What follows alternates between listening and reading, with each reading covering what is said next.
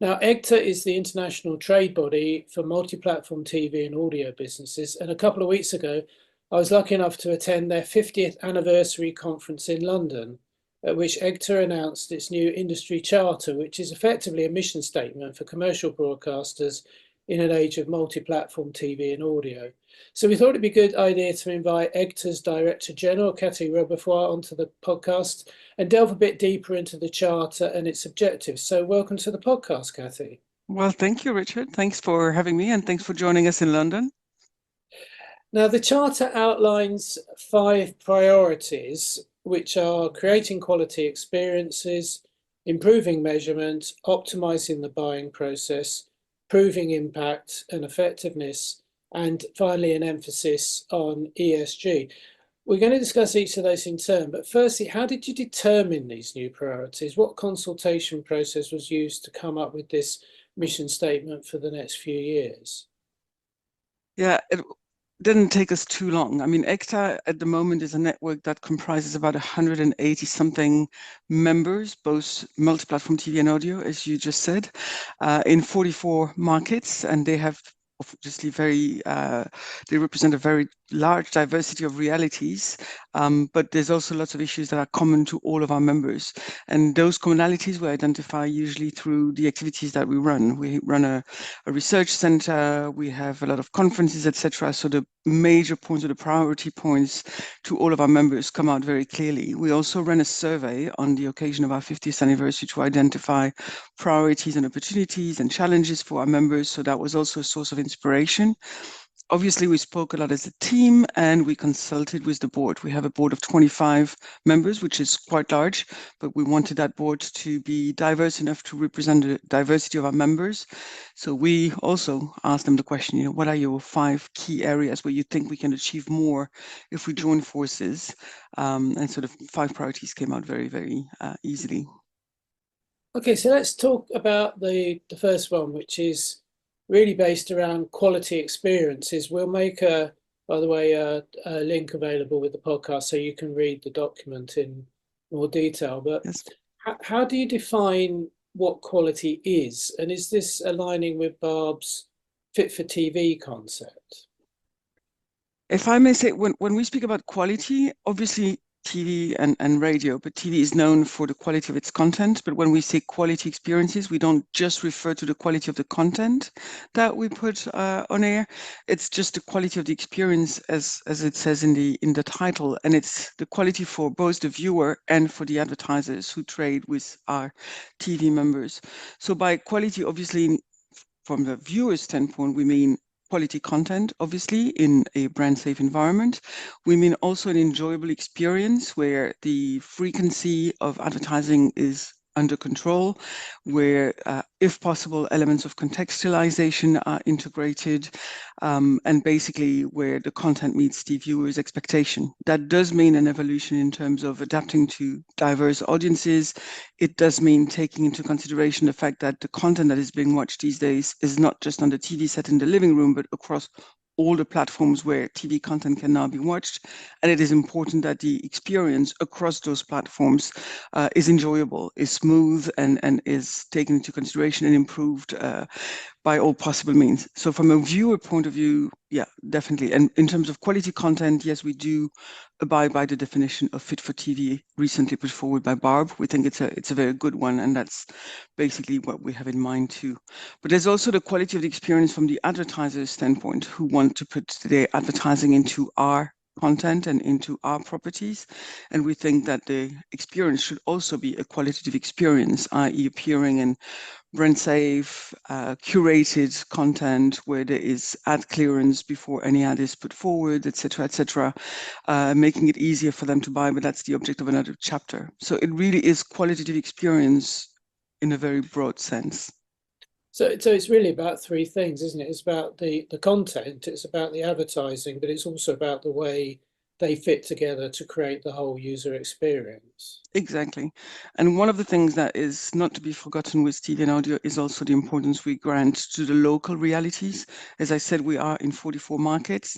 What is happening in the US, which is a super large market, and what is happening in a much smaller market like Romania, like Slovenia, like Belgium, etc., is quite different. So paying attention to the local realities, the local needs of both viewers and advertisers is key to us. And that also is part of the definition of quality. Mm.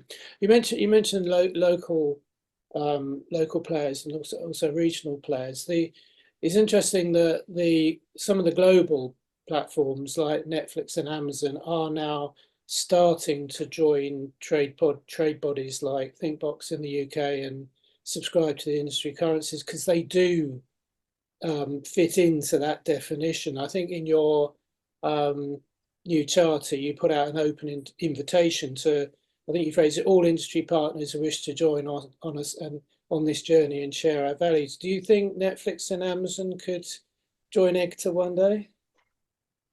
I like the one day, definitely. It's definitely something that we are discussing.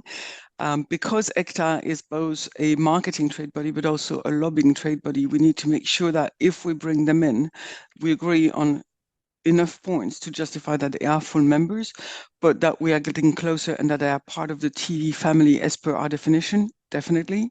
There are some elements which are key and central to being an EGTA member, and that is obviously having somehow a linear offer and a digital offer, but most importantly is being measured and open to independent auditing, which is happening now.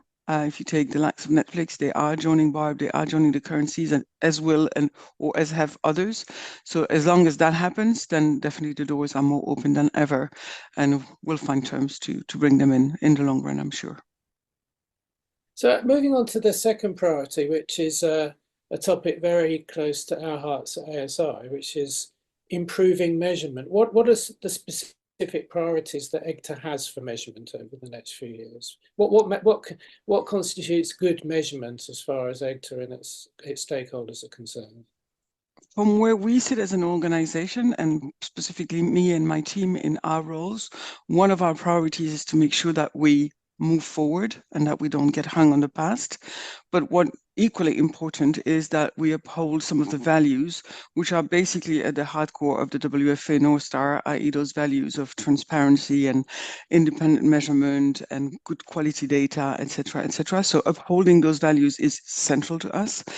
I won't deny that the priority to all EGTA members, both on the TV side and audio side, is first and foremost to make sure that all their properties are measured. So total TV and total audio measurement as per their value proposition to the market is their number one priority before they do move on to cross-media and opening up to other platforms. So that definitely is our priority to help them along the way, making sure that everything that is seen on regardless of the platform, but that is TV content is measured and accounted for.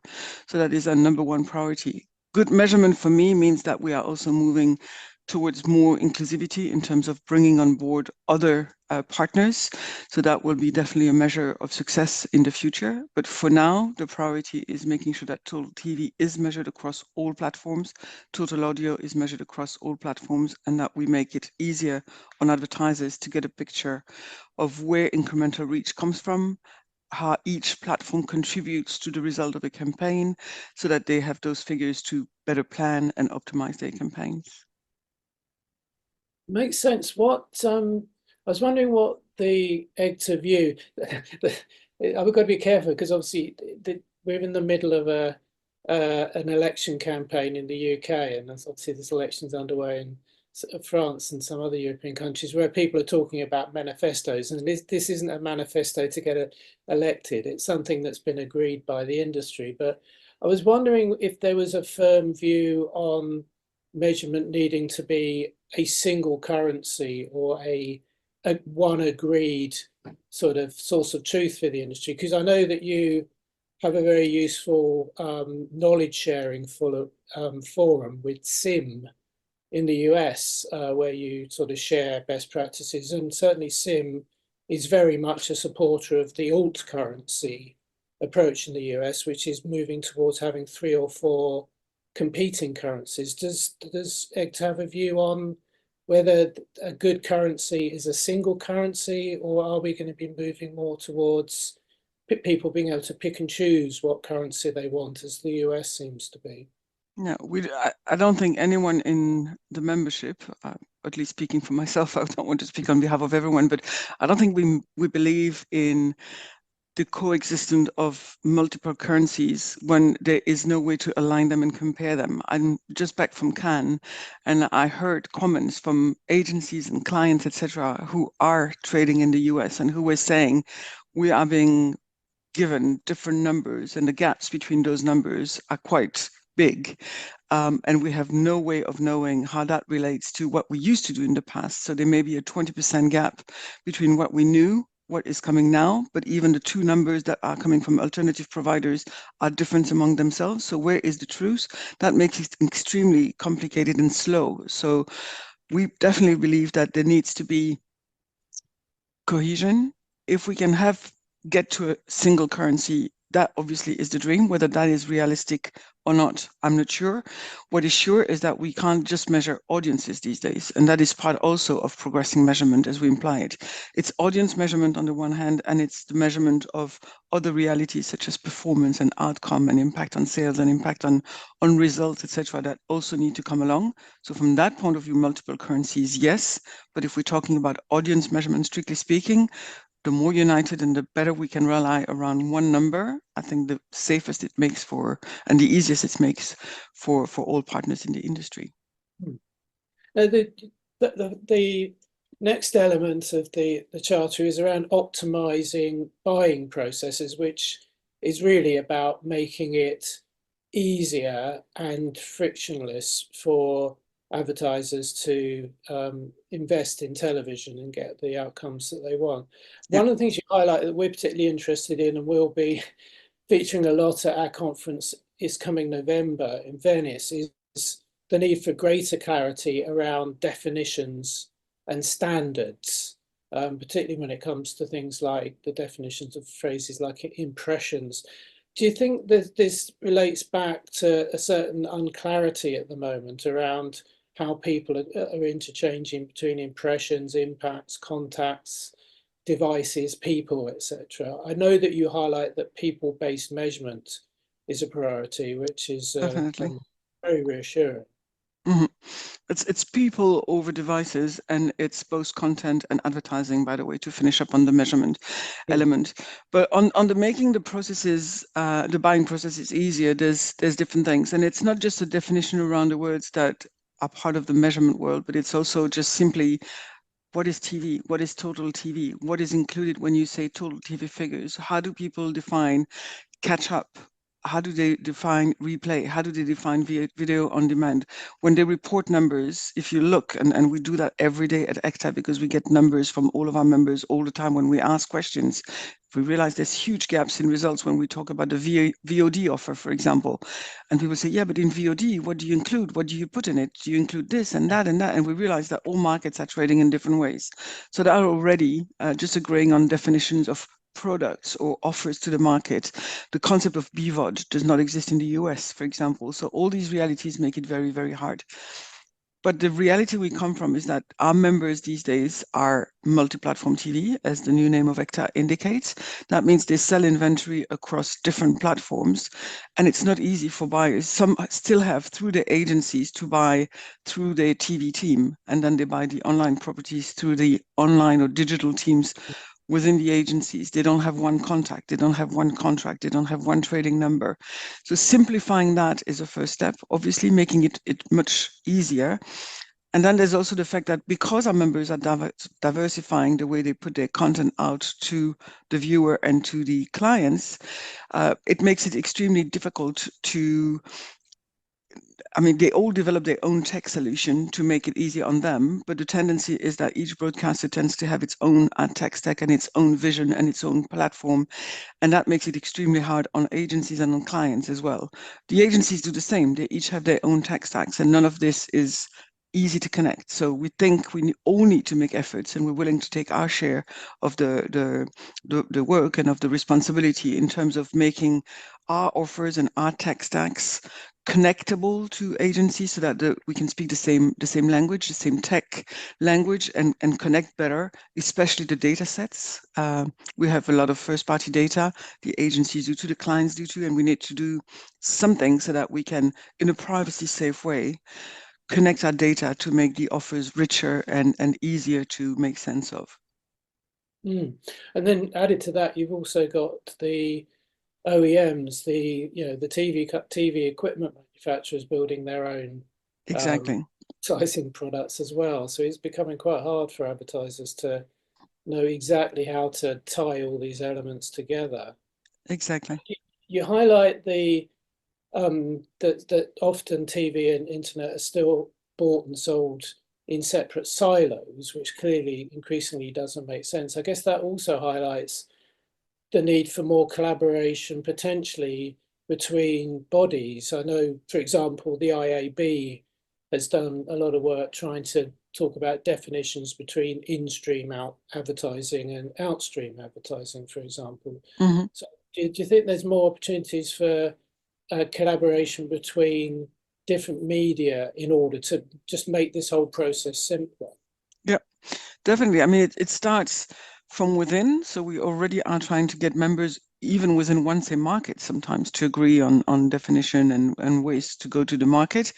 Then agreeing between different countries is already within EGTA not that easy, but certainly the door is wide open. And actually, the IAB is now part of this international knowledge exchange that we have. We need to work more, definitely, to make it easier across platform, across media, and across linear and digital by definition. Okay, so you've got measurement sorted, you've got the buying process sorted, you've got a quality product. The next challenge, obviously, is to demonstrate its effectiveness and impact to the advertisers that you want to retain and attract. Mhm. In what ways can you be supporting bodies like Thinkbox and Screenforce who are doing research initiatives? Does EGTA get involved in its own effectiveness research, or do you kind of liaise with individual marketing bodies in the countries who are doing their own thing? Yeah, we don't commission research per se, but we do definitely liaise with all those who are doing research and learn from that research. You probably do know that we have formed two organizations, one which is called the Global TV Group and the other one which is called the World Radio Alliance, which do unite the Thinkboxes and Screenforces and Think TVs of this world and the Radio Center, etc., of the world in the World Radio Alliance. The idea being to connect people who are doing all this research and connect the arguments, develop the same jargon, make sense of the conclusions of all these pieces of research to speak in favor of the two media that we put forward. I think there's excellent research, and there's been recently a piece by Nick Manning in the press indicating that there's amazing research that is being done. And there's a lot of proof that TV and audio have an impact when it comes to attention, when it comes to profitability, when it comes to ROI, when it comes to many different notions. The research is there and the message is not always heard, and definitely not heard enough. So one of our priorities is definitely also to turn the result of this research into actionable elements and translate those into trading mechanisms if possible at all. Because I think advertisers know better. They will tell you so. They say, of course, we know TV works and audio works, etc. But we still see that there's a tendency for ad dollars to move to online platforms. So getting the research done and collaborating on that research to highlight the fact that TV is more than a branding media. It builds brands, it builds businesses, it helps with reach, but it helps with performance, with impact, with all of those elements that are key. This is what the advertisers want to hear today. They don't want to be reminded of the branding effect of TV. They say, we know that, but they also want the other element of the spectrums. And we need to be out there proving that we act and have an impact on all levels of the marketing funnel. So that definitely is one of our priorities. Obviously, bodies like Thinkbox and Screenforce are doing good work demonstrating the effectiveness of television, and also we then have the local and sort of the federated audio sales houses doing quite a lot of work around demonstrating the importance of audio. Mm-hmm. is EGTA in a fairly unique role in that you could potentially be looking at ways of tying those pieces of research together to show how specifically TV and audio work together? Because it strikes me that there's a lot of focus on cross media as a long-term objective, and there's a lot of work going on around TV and audio on their own. But if you look at like the NMO situation in the Netherlands, where they are bringing their measurement together, that does Sure. open the opportunities to look at what audio adds to TV. And also attention's an interesting one, because clearly audio attention is a very different beast to audio visual attention on television, but they may complement each other. Yeah. This is a kind of request that we get a lot from our members, who will have received from some clients or some agencies requests for proof that a TV and audio campaign, for example, delivers better than a TV only or audio only campaign. So this is something we've been doing for years, and collecting data on how they both enhance each other. So that's definitely one thing. But a lot of the research that is being done, if it's good research done by those trade bodies, whether they are TV trade bodies or radio trade bodies, they will encompass all media, right? You only come out stronger and credible if you've aligned different media when you do your research, and then hopefully your medium comes out stronger.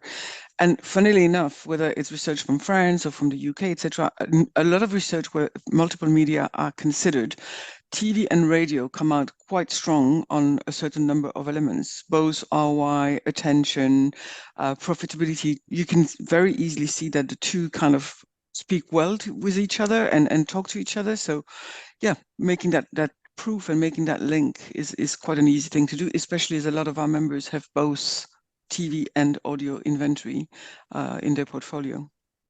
Mm. Now, moving on to the final mission, and arguably one of the most important ones, which is the environmental, social, and governance aspect of the broadcasting industry, ESG. What role is EGTA looking to play there in terms of setting an agenda? So we made it clear that we don't want to repeat what the organizations of TV channels or radio stations are doing, i.e. we want to focus, we try at least to always focus on what makes us unique, i.e. we deal with the monetization angle of the business, the ad sales, so obviously one of our role is to help our mother organizations achieve their goals and stay in line with their objectives, if only in terms of how we behave as companies, as people, in terms of travel, in terms of behavior within the company, but also in enhancing the goals. We want to help the clients who have very clear objectives with their brand and their campaigns to reach them better. But we certainly want to focus on where we feel we have the power to act. And that is with the commercial offers we put out there, by supporting advertisers who have a clear message or who are clearly acting. Now, you very quickly fall in the risk of greenwashing, etc. So we need to be extremely careful. But with a lot of our members, we're trying to gather examples of companies that are proactively supporting brands that are able to prove that they are contributing very efficiently to a better planet, better environment, better society. Because by sustainability, we don't just mean the environment and the climate crisis, but also a more inclusive society, a more accessible industry. So we act where we think we can make a difference, but as people who work for the content monetization and ad sales business. Of course, we joined international initiatives, so we're part of net zero, because the carbon emission, for example, attached to broadcasting campaigns is something that we can act upon. But yeah, the objectives that we are adopted are small, probably, but they're very concretely attached to the business we're in, which is ad sales. It's interesting at the event in London a few weeks ago that there was one specific topic on inclusivity that cropped up that hadn't occurred to me, which is around, I think, stop me if I'm wrong, the subtitling and audio description of advertising itself, because it had not occurred to me that not using subtitling much myself, that I'd always assumed that all ads would be would be subtitled, but it seems that they're not. That sounded like something quite concrete that EGTA could get involved in. Exactly, and we're deeply involved. We started off that work 2 years ago. It was initially after a contact with P&G, who had made it clear that by 2025 they wanted all of their ads to be 100% accessible across all platforms. They reached out to EGTA to see if we could help, which kind of put the topic on our radar. To my knowledge, Canada is the only market where every ad is subtitled. It's an obligation by law. But in most other countries, whereas there are quotas in terms of percentages of content that need to come with either subtitling or some form of audio description, it isn't the case with advertising. And because obviously P&G was quickly followed by other brands, and I won't list them all, but Unilever, Diageo, MasterCard, those are brands that we're working with. Mars is another one that we're working with. We've formed the Global Accessible Advertising Alliance together with ISBA and Union des Marques in France in the lead. And together we are trying to definitely work towards that objective of making advertising accessible for the population. It's a vast amount of the population that cannot access advertising messages for one reason or another. It's also ironic because you tend to think also of subtitling as being, helpful for people who need it for various reasons. But the BBC did a study 2 years ago, I think, that showed that actually the majority of 15 to 24s watch TV with subtitling on, not Exactly. because they need it, just because they've grown up in a social media world where all the ads that they're seeing on their social feeds and all the content have got subtitling. So you would have thought there's an imperative there for advertisers, not just in terms of ESG, but just in terms of reaching 15 to 24s to have the Exactly.